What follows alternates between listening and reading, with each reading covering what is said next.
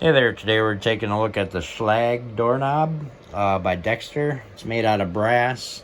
This is the aged bronze one I got here. It comes in different colors. Fits any standard door preps. So this is what you get here. You got the key, entry hole there. Turns here. You'll have this side plate where the door goes in, 2 screws to put the side plate on, and then you got the back here. This would be inside your home.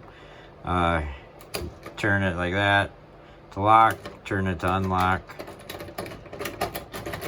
It's a good solid doorknob.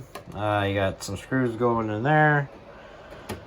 Looks nice. I like them. Strong. Key works well with it. So, look at the front a little more.